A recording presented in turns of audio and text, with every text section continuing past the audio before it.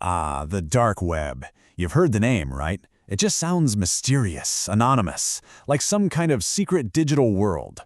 And while that allure is powerful, let me tell you, this shadowy corner of the internet is packed with some very real dangers. So what's actually hiding down there? And that's the big question, isn't it? It's what gets people so curious in the first place. But the answer is way more complex and way more dangerous than most people ever imagine. So let's take a deep breath and dive in. Find out what's really going on. Okay, so first things first, we need to get our bearings. What is the dark web really? And what makes it so different from the internet you and I use every single day? Right, so you can't just go to Google and type in the dark web and expect to find it. It's a part of the internet that's meant to be hidden on purpose. You actually need special software, like the Tor browser, just to open the door. So let me break it down for you. The surface web, that's our everyday internet, everything Google can find. It's easy to get to. Now, a lot of people mix up the dark web with the deep web, but they're not the same. The deep web is just all the stuff search engines can't see, like your online bank account or your private emails. The dark web, that's a tiny, secret corner inside the deep web, built from the ground up for one thing: total anonymity. And it's in that darkness, in that anonymity, where the real dangers start to grow. All right, this is where things start to get dicey. Let's talk about the first layer of danger. Because before you even interact with a single person on the dark web, your own computer is already a target. See, the websites you're used to have some level of security, right? Not here. Dark websites are like the Wild West. They're totally unmonitored. This makes them the perfect place for cybercriminals to hide malware. We're talking ransomware that'll lock up your entire life, sneaky software that steals your passwords and banking info in the background, or even programs that literally hand over control of your computer to a hacker.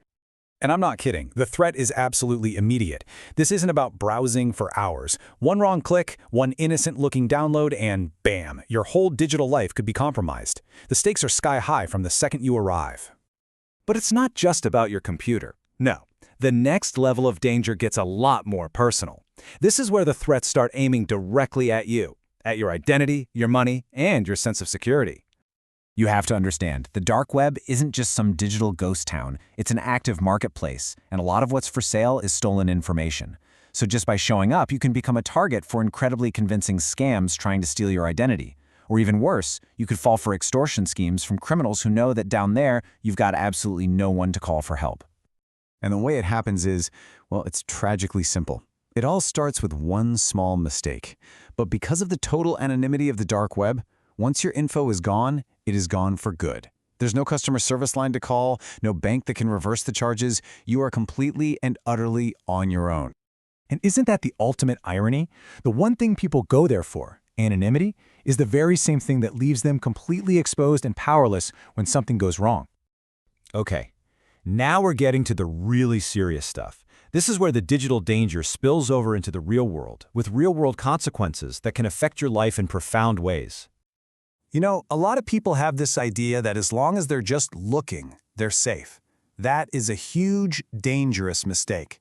Law enforcement agencies are all over these spaces, actively monitoring them. Accidentally clicking on the wrong link could be enough to get you flagged for criminal activity. And trust me, "I didn't mean to click it" is not a defense that holds up. And look, even if you manage to avoid legal trouble, there's a human cost. The dark web is home to some of the most disturbing material you can possibly imagine. And stumbling across that stuff, even by accident, can be deeply damaging psychologically. And some things, once you've seen them, you can't unsee. So after all that, after peeling back all these layers of risk, you have to stop and ask the big question. Is that promise of privacy and anonymity really worth the gamble? Now, of course, experts have their best practices for anyone who insists on going there. Use the best antivirus you can find. Use something called a virtual machine to wall it off from the rest of your computer. Be obsessive about what you click. These steps can reduce the risk. But notice the word I used, reduce, not eliminate. Big difference.